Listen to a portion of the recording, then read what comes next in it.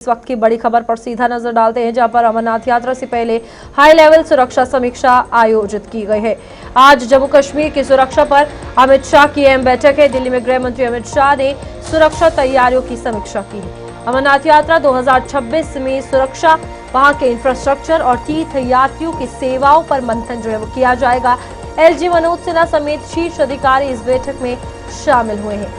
3 जुलाई से ये यात्रा शुरू होगी, 28 अगस्त को इसका समापन होगा और उससे पहले तमाम तैयारियां यात्रियों के हवाले से जो है वो कर ली गई है। फिलहाल आपको बता दें कि जम्मू कश्मीर में चाहे वो सुरक्षा के हवाले से हो या फिर आने वाले यात्रियों को सुविधाएं रहने खाने पीने की देनी हो या फिर ट्रैवलिंग की हो, हर एक चीज का विशेष ध्यान जो है वो रखा जा रहा है।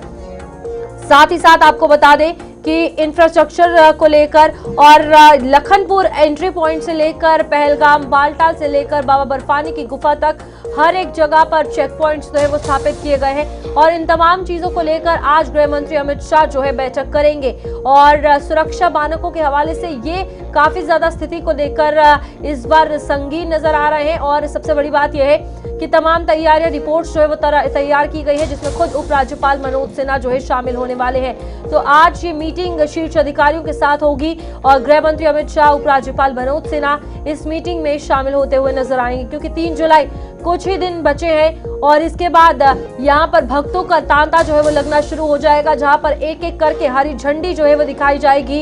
यात्रियों से भरी बसों को जो जत्था अमरनाथ के लिए रवाना होगा, तो यहाँ भगवती नगर बेस कैंप से लेकर बाबा बर्फानी, बालटाल, पहलगाम की अगर बात करें तो जम्मू और कश्मीर हर एक जगह पर सुरक्षा मानकों के हवाले से एसओजी की टीम तैनात की गई है। इस बार सुरक्षा टुकड़ियां जो है वो भी बढ़ा दी गई है। साथ ही साथ हर आने जाने वाली गाड़ी पर निगरानी रखी जा रही है, हर एक चीज की वेरिफिकेशन जो है वो की जा रही है। साथ ही साथ डॉक्यूमेंट चेक हो रहे हैं, गाड़ियां खंगाली जा रही हैं। लोगों के अगर बात की जाए सुरक्षा को लेकर हर एक पुख्ता इंतजाम जो है वो किए गए हैं और इस बीच ये बेहद महत्वपूर्ण बैठक हो जाती है। हमारे साथ वरिष्ठ पत्रकार विनोद कुमार मौजूद है। विनोद जी, सवाल यही रहेगा, ये मीटिंग कुछ दिन पहले होनी थी और अब ये मीटिंग हो रही है फाइनली। 3 जुलाई को अमरनाथ यात्रा शुरू होनी है, क्या रहेगा आज इस मीटिंग में? रूपाली, पहले मीटिंग 8 जून को होनी थी और आज 12 जून है। इस वक्त मीटिंग चल रही है और गृहमंत्री अमित शाह इस मीटिंग को चेयर कर रहे हैं। ये इसलिए बड़ी ज़्यादा इंपॉर्टेंट हो जाती है कि पिछले साल जब ऑपरेशन सिंदूर हुआ था तो पाकिस्तान को हमने आईना दिखाया था और उस पाकिस्तान को अब लगता है कि बौखलाहट में कुछ ऐसा अनटूवर ना करे, इसलिए इस मीटिंग को ज़्यादा संवेदनशील माना जा रहा है। दूसरी ओर पीओके में कुछ अनरेस्ट बना हुआ है, आपने देखा होगा 3-4 दिन से लगातार वहाँ पर फायरिंग हो रही है, निहत्थे लोगों को निशाना बनाया जा रहा है। उसकी आड़ में आईएसआई कहीं इन्फिल्ट्रेशन ना करा दे और यात्रा आपने खुद ही कहा कि 3 जुलाई से शुरू होने वाली है। तो इन सब पहलुओं को देखते हुए वैसे भी रूपाली इस यात्रा पर जो श्री अमरनाथ यात्रा 2026 है, इस पर पूरे विश्व की निगाह रहती है।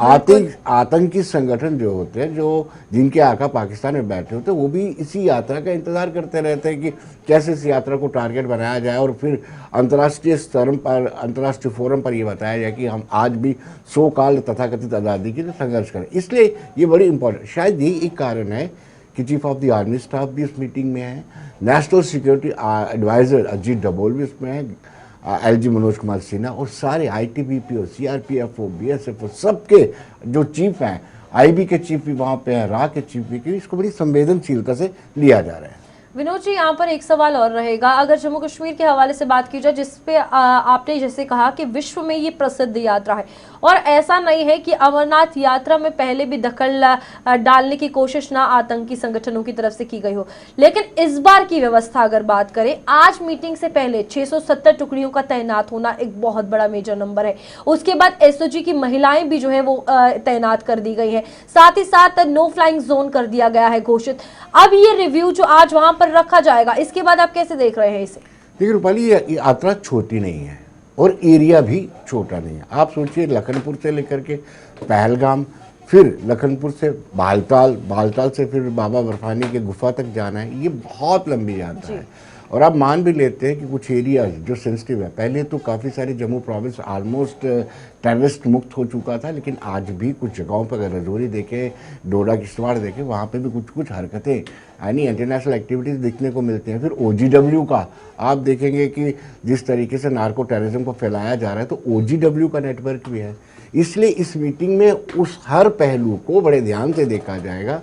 पाकिस्तान के परिप्रेक्ष्य में भी देखा जाएगा, पीओके के परिप्रेक्ष्य में भी देखा जाएगा, और जो इस वक्त वार चल रही है उसके परिप्रेक्ष्य में भी देखा जाएगा, और एक ऐसी स्ट्रेटेजी बनाई जाएगी कि बड़ी सेफ और सुरक्षित यात्रा निकले, कोई एक सिंगल अनटूवर्ड इंसिडेंट ना हो।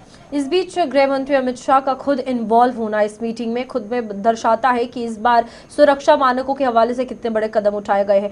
साथ ही साथ नेशनल हाईवे की अगर बात करें वहां की सिक्योरिटी को लेकर, क्योंकि वो एक ओवरऑल अगर बात की जाए लगातार जत्थे वहां से निकलते हैं, सिक्योरिटी वहां देना बहुत ज्यादा जरूरी है।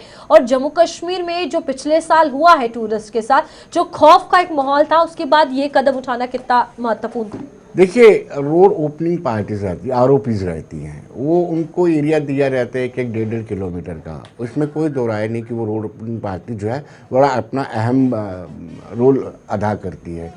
कोई आईडी ना बिछा दे ग्राउंड के अंदर, इसलिए वो बड़ा इम्पोर्टेंट रहता है। और किस तरीके से ओजीडब्ल्यू को नेटवर्क को बस्ट करना है, किस तरीके से आतंकी गतिविधियों पर अंकुश लगाना है, किस तरीके से सेफर यात्रा को किया जाए, इन सब पहलुओं पर आज की मीटिंग में चर्चा हुई है। एक आखिरी सवाल रहेगा विनोद जी, जो लगातार जम्मू कश्मीर में कार्रवाइयां हुई हैं, चाहे वो जीरो टॉलरेंस की नीति हो टेररिज्म के हवाले से, नशा तस्करी हो जो पाकिस्तान से नशा यहां पर लाया जा रहा था, उसके बाद घुसपैठियों को लेकर एलओसी और आईबी पर सुरक्षा बढ़ाना, तो बौखलाहट तो है, और इसके चलते जो कदम यहाँ पर उठा दिए गए हैं और उसके बाद और ज्यादा बौखलाहट जो है इनमें देखने को मिलेगी मुझे लगता है। देखिए, बौखलाहट तो 5 अगस्त 2019 को ही हो गई थी, जब 370 में संशोधन किया गया, 35 से रिपील किया गया। तो उसके बाद से पाकिस्तान का ये कश्मीर वाला इशू जैसे हाथ से रेत फिसलती है वैसे फिर इस्लामिक कंट्री में जाना, गुहार लगाना कि हमारी मदद कीजिए, यूनाइटेड नेशन में जाना, यूएसए के पास जाना, किसी ने कोई सपोर्ट नहीं किया। उसी दिन से लगातार पाकिस्तान बौखलाहट में, और पाकिस्तान की एजेंसी आईएसआई बौखलाहट में, जिसकी निगरानी में ये आतंकवाद पनप रहा है। और दूसरी ओर बड़ी बात यह है कि तमाम कोशिशों के बावजूद जिस तरीके से पहलगाम में हुआ, बेसरन वैली में हुआ, तो उसके बाद जो ऑपरेशन सिंदूर किया गया उससे बौखलाहट जो है पाकिस्तान की ओर बढ़ गई है। और यही चिंता है भारत की कि कैसे सुरक्षित यात्रा की जाए, और इसको लेकर ही सारे बंदोबस्त किए जा रहे हैं। आज की मीटिंग का मुख्य उद्देश्य भी यही है। ठीक है विनोद जी, बहुत बहुत शुक्रिया आपका ज्वाइन करने के लिए। और इस बीच अमरनाथ यात्रा को लेकर अगर बात की जाए, खुद गृह मंत्री अमित शाह रिव्यू मीटिंग कर रहे हैं, बेहद महत्वपूर्ण ये मानी जा रही है क्योंकि 3 जुलाई से यात्रा शुरू होगी।